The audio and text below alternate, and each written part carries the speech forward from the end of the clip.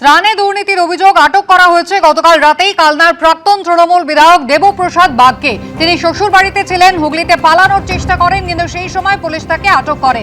অশান্তির আশঙ্কায় তাকে কালনা থানায় না নিয়ে গিয়ে তাকে নাদনঘাট থানায় নিয়ে যাওয়া হয়েছিল। কিছুক্ষণ আগেই তাকে কালনা থানায় নিয়ে আসা হয়েছে।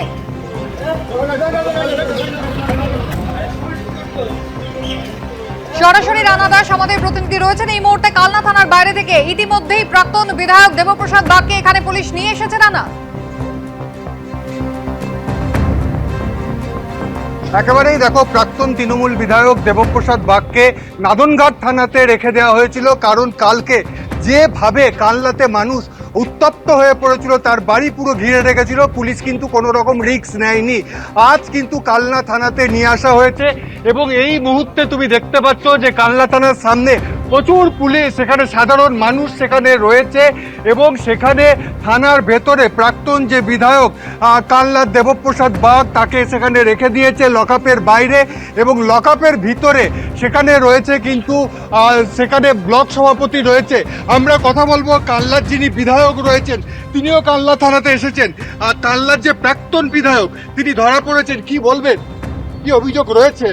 অভিযোগ এরকম অনেক জনগণ করেছে, মানুষেরা করেছে, তারা থানায় লিখিত দিয়েছে, আমাদের কাছেও এসছে, অনেক দিন থেকেই চলছে এইগুলো। আগে তারা ভয়ে মুখ খুলতে পারেনি, এখন যেহেতু সরকার বদল হয়েছে আর আমাদের চিফ মিনিস্টার আমাদের অনারেবল শুভেন্দুদা উনি বলে দিয়েছেন যে no tolerance, no compromise towards corruption. এরকম যত কেসেস আছে সব খোলা হবে, তদন্ত করা হবে, আর যা পানিশমেন্ট হবে। কি কি দুর্নীতি আছে এখনো পর্যন্ত আপনি জানেন? পাবলিক প্রপার্টি তারা সরিয়ে রেখেছে, এরকম এক্সটর্শন কেসেস আছে তার বিরুদ্ধে, এরকম তারা অভিযোগ করেছে, সেটার এখন তদন্ত হবে। এক্সটর্শন কেসেস আছে, আর অনেক রকম আছে, সবকিছু পাবলিকলি বলা যাবে না, যেহেতু এটা তদন্ত হচ্ছে। যখন হবে তখন দেখতে পাবেন, শুনতে পাবেন।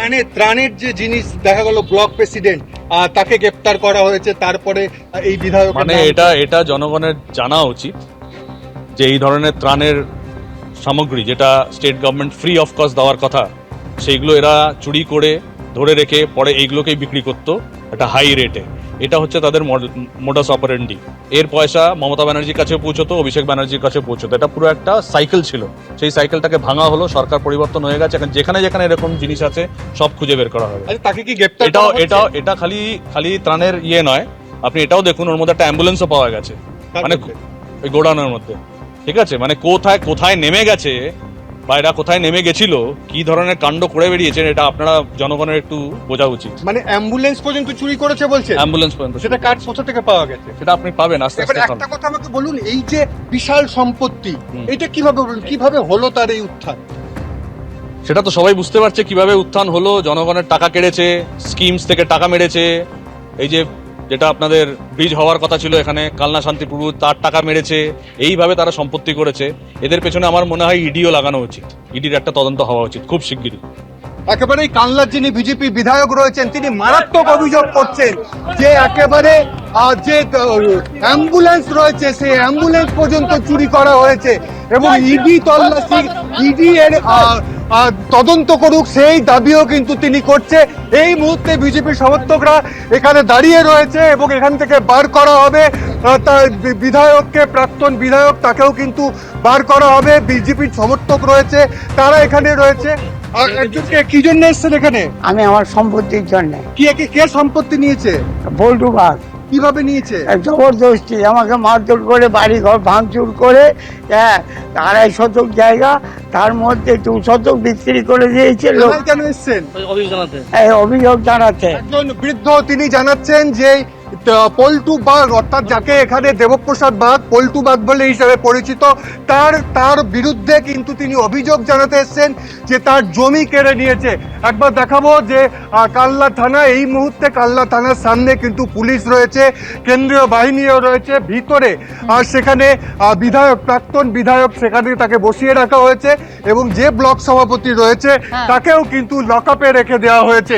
একদম ব্লক সভাপতি প্রণব রায়, তাকে গ্রেফতার করা হয়। তাকে জিজ্ঞাসাবাদ করেই কিন্তু এই প্রাক্তন তৃণমূল বিধায়ক, তার হদিশ পুলিশ পেয়েছে, আটক করা হয়েছে, তাকে কালনা থানায় রাখা হয়েছে। তার বিরুদ্ধে একাধিক অভিযোগ রয়েছে, কিন্তু কি সাম্রাজ্য তিনি বানিয়ে ফেলেছিলেন সেই ছবিটা একবার দেখুন।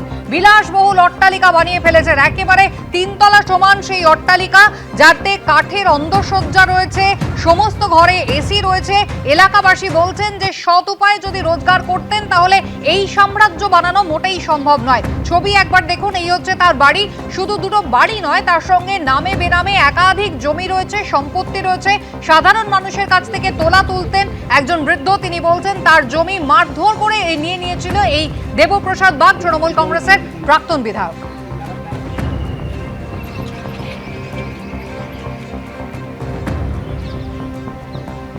এই হচ্ছে প্রাক্তন তৃণমূল বিধায়কের সেই অট্টালিকা। দেখতেই পাচ্ছেন কেন্দ্রীয় বাহিনী এবং পুলিশ একেবারে রাত থাকতেই কিন্তু ঘিরে রেখেছে এই বাড়ি।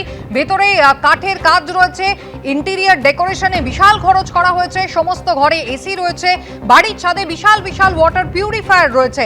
একেবারে টেলিভিশন মেকানিক থেকে যার জীবন শুরু হয়েছিল, ছাত্র পরিষদ করতেন, সেখান থেকে দল বদলে তৃণমূল কংগ্রেস এবং তারপরে তিনি একেবারে ভাইস প্রেসিডেন্ট হওয়ার পরে তিনি সরাসরি একেবারে তৃণমূল কংগ্রেসের বিধায়ক হয়েছিলেন।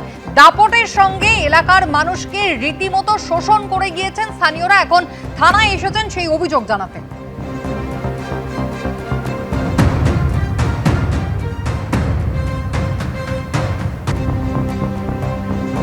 কিভাবে উত্থান হলো এই দেবপ্রসাদ বাগের? টেলিভিশন মেকানিক ছিলেন, যদিও স্থানীয়রা দাবি করছেন যে তিনি নাকি রেডিও মেকানিক ছিলেন। সেখান থেকে একেবারে হয়েছেন তৃণমূল কংগ্রেসের বিধায়ক। রকেট গতিতে তার এই উত্থান হয়েছে। ছাত্র পরিষদ করতেন আগে, সেখান থেকে কংগ্রেসে হাতে খড়ি হয় তার। 2010 সালে কংগ্রেসের কাউন্সিলর ছিলেন এবং ভাইস চেয়ারম্যান ছিলেন এই কালনা পুরসভার। এরপর 2015 সাল তৃণমূল কংগ্রেসে যোগ দেন তিনি। 2016 সালে কালনা পুরসভার চেয়ারম্যান নির্বাচিত হন। 2021 সালে তৃণমূল কংগ্রেসের টিকিটে বিধায়ক হয়েছিলেন এই দেবপ্রসাদ বাগ এবং তারপর থেকেই তার এই রমরমা।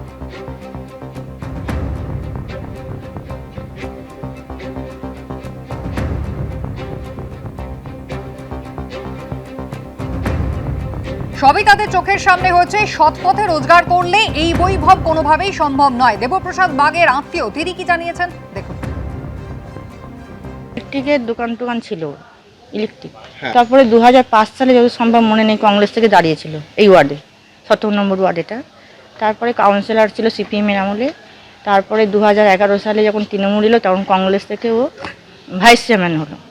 তারপরে 2015 সালে একটু আগে মনে হয় ও তৃণমূল জয়েন করলো। তৃণমূল জয়েন করার পর থেকে কিন্তু এর উত্থানটা শুরু হয়েছে। আচার ওর মানে একটা দাম্ভিক ব্যাপার, বাড়ি ঘর জায়গা জমি এখানে ওখানে শুনছি, আমি তো সঠিকটা জানি না। সব জায়গায় জায়গা জমি কেনা, এটা তো পৈতৃক বাড়ি, এটাও নিজস্ব পার্সোনাল বাড়ি। যতদূর সম্ভব যখন তৈরি হচ্ছিল, মানে বিশাল গর্ত করেছিল, মনে হয় ধরুন আপনার মতো 1.5 ফুট আপনার উপর, তারপর একজনের নাম, মানে মোটামুটি ধরুন আন্ডারগ্রাউন্ড মনে হয়। রাজনীতির সঙ্গে যুক্ত হয়ে এসব হয়েছে, এছাড়া কীভাবে হবে? রাজনীতি করতে গেলে অসৎ পথে অনেক কিছুই করা যায়। সৎ পথে যেমন করা যায়, অসৎ পথেও করা যায়। সৎ পথে এত বড় লোক হওয়া যায় না। আমরা ঢুকিনি, ছোটো থেকেই আমাদের সঙ্গে মোটামুটি সম্পর্ক ছিল না। বা মা যতদিন ছিল ততদিন একটুখানি যাতায়াত ছিল, তারপরে আর কোনো সম্পর্ক ছিল না। টেলিভিশন মেকানিক থেকে নিজের জীবন তিনি শুরু করেছিলেন। ছাত্র পরিষদ হয়ে তৃণমূল কংগ্রেসে যোগদান এবং তারপরে তৃণমূল কংগ্রেসের বিধায়ক হয়েছিলেন। বর্তমানে তিনি তৃণমূল কংগ্রেসের প্রাক্তন বিধায়ক। কিন্তু তার রমরমা 3 তলা একটা বাড়ি তিনি বানিয়েছিলেন, যার ছাদে বিশাল বিশাল ওয়াটার পিউরিফায়ার রয়েছে। বাড়ির মধ্যে আন্ডারগ্রাউন্ড ঘর রয়েছে এবং সেখানেই হয়তো ত্রাণের সামগ্রী মজুদ রয়েছে। স্থানীয়রা এমনটাই আশঙ্কা করছেন। দেখুন সেই বাড়ির ছবি। কালনা তৃণমূলের প্রাক্তন বিধায়ক দেবপ্রসাদ বাগ একসময় টিভি সারানোর মিস্ত্রি ছিল এবং তারপরে কালনা পুরসভার ভাইস চেয়ারম্যান এবং এরপরে তৃণমূলের হয়ে দাঁড়িয়ে বিধায়ক। এলাকাবাসীর বক্তব্য যে বিধায়ক হওয়ার পরেই তার প্রতিপত্তি বাড়তে শুরু করে। তার নিজের একটা যেমন বাড়ি রয়েছে, বছর 5 হলো আমরা যে বাড়িটি দেখাচ্ছি এই বাড়ি রয়েছে এবং এই বাড়ির ছাদে আমরা দেখতে পাচ্ছি 2টি বড় ওয়াটার ফিল্টার রয়েছে। প্রতিবেশীদের যেটা বক্তব্য যে এই ওয়াটার ফিল্টারের জল বাথরুমে যেত এবং অর্থাৎ এই ওয়াটার ফিল্টারের জল থেকেই কিন্তু বাথরুমের স্নান থেকে সমস্ত কিছু করা হতো। বাড়িতে রয়েছে একেবারে অত্যাধুনিকভাবে বাড়ির সমস্ত ডেকোরেশন করা রয়েছে এবং সেই ছাদ আমরা দেখতে পাচ্ছি। এখানে একাধিক এসি বাড়ির ছাদে রয়েছে এবং চারিদিকেই কিন্তু আমরা দেখতে পাচ্ছি এসি রয়েছে। একবার সামনের দিকটা দেখাতে বলবো অতনুকে, যে সামনের দিকে একেবারে কাঁচ দিয়ে যে ব্যালকনি রয়েছে সেটাকে কাঁচ দিয়ে সুন্দরভাবে ডিজাইন করা হয়েছে এবং নিচের যে ছবি একেবারে যেটা বলছে বিলাসবহুল বাড়ি এবং কিভাবে একজন বিধায়ক তার আরেকটি বিলাসবহুল বাড়ি যেমন রয়েছে সেরকমভাবেই কিন্তু এই রকম বিলাসবহুল বাড়িও তৈরি করেছে।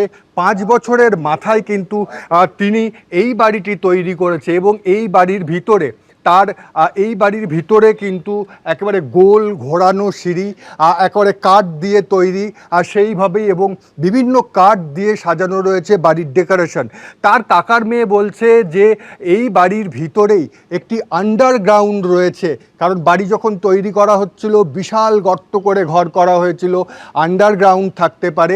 এবং এই বাড়িতেই গতকাল রাতেই কিন্তু পুলিশ এসে পৌঁছায়। অতনু মুখার্জি, রানা দাস, এবিপি আনন্দ, পূর্ব বর্ধমান।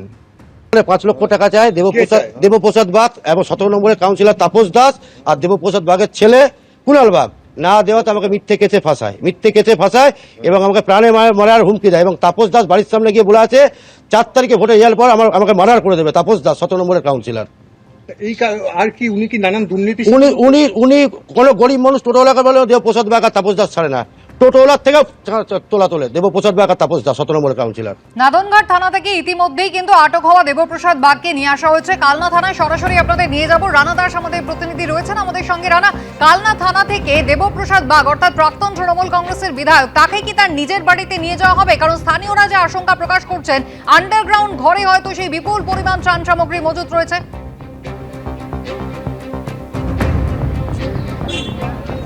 একেবারেই দেখো, আপাতত সেটাই মনে করা হচ্ছে যে নাদনঘাট থানা থেকে কানলা থানাতে এই মুহূর্তে নিয়ে আসা হয়েছে তৃণমূলের প্রাক্তন বিধায়ক।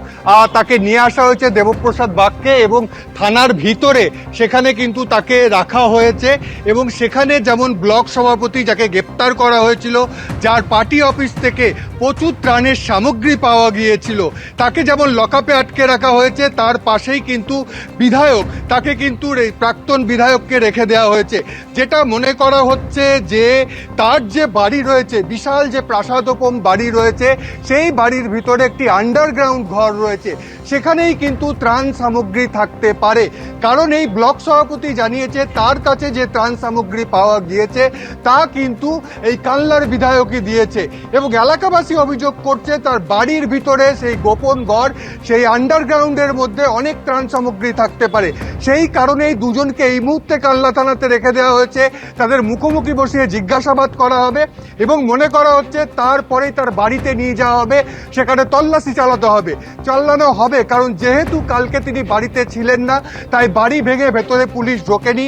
তিনি শ্বশুর বাড়িতে ছিলেন, সেখান থেকে পালাবার সময় কালনা থানার পুলিশ গ্রেপ্তার করে।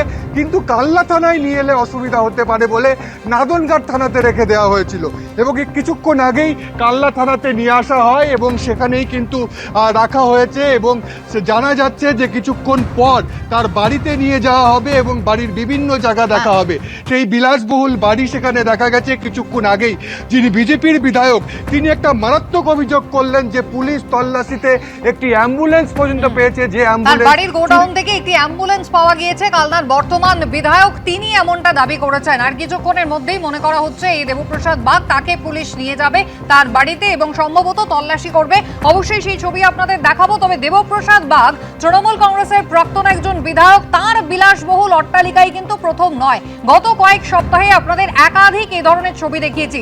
দিলীপ মণ্ডলের কথা আপনাদের মনে থাকবে, তৃণমূল কংগ্রেসের বিধায়ক দিলীপ মণ্ডল, যিনি ইতিমধ্যেই পুলিশের জালে। পুরী থেকে তাকে পুলিশ গ্রেফতার করে, কিন্তু পৈলানে তার সেই বিলাসবহুল যে সাম্রাজ্য তিনি বানিয়ে ফেলেছিলেন, সেই সাম্রাজ্যের ছবি আপনারা দেখতে পাচ্ছেন। বিষ্ণুপুর পুলিশ প্রথমে খবর পেয়ে পৈলানে তার এই বাড়িতে পৌঁছয়। জানতে পেরে এই বাড়ির জানলা গলে পালিয়ে গিয়েছিলেন বিধায়ক দিলীপ মণ্ডল। একেবারে খালি পায়ে নর্দমা পেরিয়ে তিনি পালিয়ে যাচ্ছিলেন। সিসিটিভি সেই ফুটেজ পর্যন্ত ধরা পড়েছে। অস্ত্র আইনে তার ছেলেকে পুলিশ গ্রেফতার করে। এরপরে পুরী থেকে তাকে বেঙ্গল পুলিশের এসটিএফ, তারা তাকে গ্রেফতার করে আনে। ট্রানজিট রিমান্ডে তাকে রাজ্যে নিয়ে আসা হয়।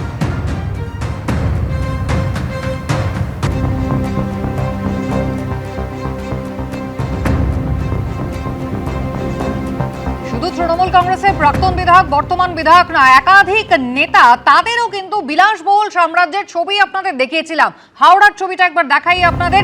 স্বামী স্ত্রী, তাদের বাড়ি একেবারে আবাসনের বাইরে থেকে কিন্তু দেখে এতটুকু বোঝার উপায় নেই। জরাজীর্ণ, প্রায় ভঙ্গুর, কিন্তু ভেতরে ইন্টেরিয়ার ডেকোরেশন একেবারে চক্ষু চড়ক গাছ করে দেওয়ার মতো। এই হচ্ছে সেই গোপন ফ্ল্যাট। গোপন কুঠুরির মধ্যে কোথাও রয়েছে আলিশান বেডরুম, কোথাও রয়েছে বাহারি বৈঠকখানা, দামি দামি জিনিস দিয়ে ঘর বাড়ি এইভাবে সাজানো রয়েছে। পুলিশ এই ফ্ল্যাট সিল করে দেয়। গ্রেফতারও করা হয় হাওড়ার শিবপুরের 36 নম্বর ওয়ার্ডের প্রাক্তন তৃণমূল কাউন্সিলর শামীমা বানুর স্বামী শামীম আহমেদকে।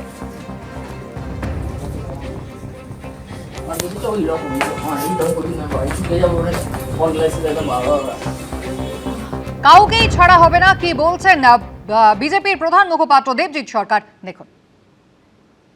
দীর্ঘ 1.5 দশক 15টা বছর ধরে মাননীয়া বলে খ্যাত ছিলেন যিনি এবং তার ভাইপো দুজনে মিলে যেভাবে আইপ্যাক এবং প্রশাসনের একাংশকে সঙ্গে নিয়ে এই রাজ্যের মানুষের গণতান্ত্রিক অধিকারকে যেভাবে বাজেয়াপ্ত করেছিলেন, যেভাবে ক্ষেতের ধান, ঘরের লক্ষ্মীর মান সবকিছু তছরূপ করেছিলেন, মেধা চুরি করেছিলেন এবং তাতে বিভিন্ন রকম এজেন্ট ছড়িয়েছিল ওদের দলের মধ্যেই। নইলে বলুন না, একজন বিধায়ক বা একজন সাধারণ রাজনৈতিক কর্মীর এত কোটি কোটি টাকার প্রাসাদ কোন জাদু মন্ত্রে তৈরি হয়েছিল?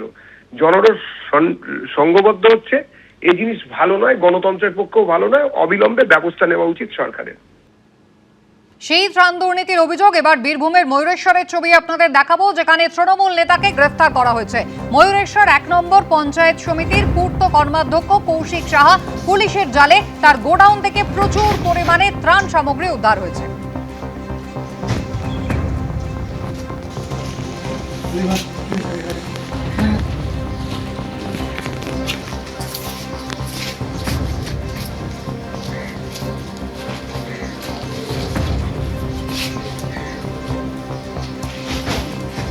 এগুলো কিছু ত্রাণ সামগ্রী। এই ত্রাণ সামগ্রী প্রত্যেক বিধায়কের এলাকাতেই দেওয়া হয়। সরকার থেকে বিধায়কদেরকে দেয় সাধারণ মানুষকে বিলি করার জন্য। সেরকমভাবে এই ত্রাণ সামগ্রীগুলো এসেছিল, কিন্তু হঠাৎ করে ভোট ডিক্লেয়ার হয়ে যাওয়ার জন্য সেটাতে আর বিলি করা সম্ভবপর হয়নি বলে মালগুলো আজকে থেকে গেছে। যাই হোক, আজকে এসডিপিও অফিস থেকে লোক এসে, আমাদের থানা থেকে লোক এসে সেই মালগুলো সিজ করে নিয়েছে। সরকারিভাবে তাদের যা ব্যবস্থা করা আইনানুগ তারা সব ব্যবস্থা গ্রহণ করবে। এখানে কি কি মাল থাকে?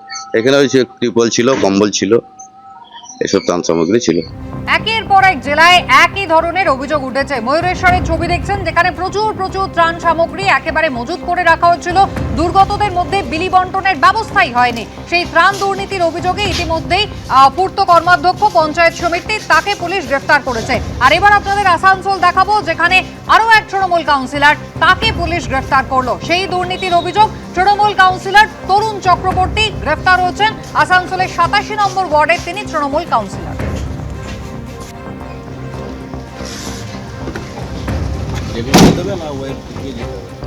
কারোর বাড়ির গোডাউন থেকেও কিন্তু সরকারি ত্রাণ উদ্ধার হচ্ছে। দক্ষিণ 24 পরগনা নামখানা তৃণমূল নেতা বাড়ির গোডাউনে জমা করে রেখেছিলেন এই ত্রাণ সামগ্রী। সাধারণ মানুষের মধ্যে বিলি বন্টনের ব্যবস্থাই করেননি।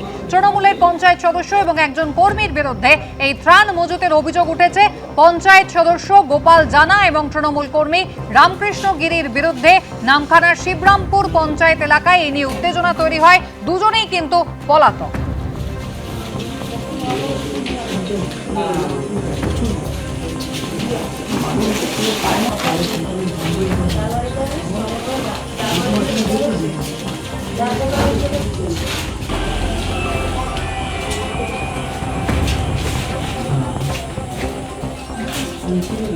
আসে এখান থেকে ভাগ করা হয়, আর ওর মধ্যে 2-3 জনের পাওনা আছে, সেটা দেওয়া হয়নি, যেটা ছোট কাটা।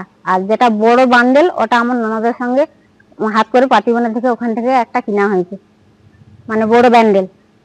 সরকারি স্থান কিনেছেন, মানে যেরকম হয় কম পয়সা পাওয়া যায় সেরকম। সেটা পার্টিগত হিসেবে কেউ বিক্রি করলে সেখান থেকে কমে পাইছি। কোথায় বিক্রি হচ্ছিল? পাতি বানায় ওখানটা যে যেরকম পাতি করে। আমার জায়গাটা বড়, ঘর আছে বলে বেশি না, ওই কয়েকদিন আগে ভোটের আগে। কারা করে, কোন দল? ত্রাণের জন্য মানুষকে যে ত্রিপল পাঠানো হয়, মশারি পাঠানো হয়, কম্বল পাঠানো হয়, সরকারি শাড়ি, সেই সমস্তটাই মজুত করে রেখেছেন। নামখানার পর এবার আপনাদের উত্তর 24 পরগনা দেখাবো। সন্দেশখালীর ছবি একবার দেখুন। ত্রাণের জন্য যে সরকারি শাড়ি পাঠানো হয়েছিল, বান্ডিল বান্ডিল সেই শাড়ি একেবারে গোডাউনে মজুত করে রেখেছিলেন তৃণমূল পঞ্চায়েত প্রধান। তাকে আটক করেছে পুলিশ। আর এই নিয়ে কি বলছেন দিলীপ ঘোষ, দেখুন। টিএমসি পঞ্চায়েতদের অফিস, এমএলএদের অফিস, লোকাল লিডারদের অফিস, মন্ডল প্রেসিডেন্টের অফিস সার্চ হচ্ছে। আজীব আজীব জিনিস পাওয়া যাচ্ছে। 2 বছর 3 বছর 4 বছর আয়লার তিরপল থেকে বন্যার সময় হাঁড়ি কুঁড়ি দেওয়া হতো, সেসব জমা আছে। ব্যারেল ব্যারেল তেল জমা আছে। আমি জানি না এগুলো ফ্যাক্টরি ছিল, গোডাউন ছিল কি পার্টি অফিস ছিল। আরও কত কি পাওয়া যাচ্ছে। সেই জন্য পার্টি অফিসে যারা পিঠে তৈরি করতে যেতেন সে গল্প আমরা শুনেছি সন্দেশখালীর, সেখানকার লোক তার বদলা নিয়েছে। এই ধরনের অপকর্ম করার জন্য ওই পার্টির অফিস ছিল, সেজন্য পার্টিটাকে তো ক্যান্সেলই করে দেওয়া, ব্যান করে দেওয়া উচিত, প্রতীক ব্যান করে দেওয়া উচিত। এই ধরনের একটা টেররিস্ট অর্গানাইজেশনের মতো আর গুপ্ত সংগঠনের মতো টিএমসিটা পার্টিটা চলেছে, সেটা রাজনীতিতে থাকার অধিকার নেই। এবিপি আনন্দ, এগিয়ে থাকে, এগিয়ে রাখে।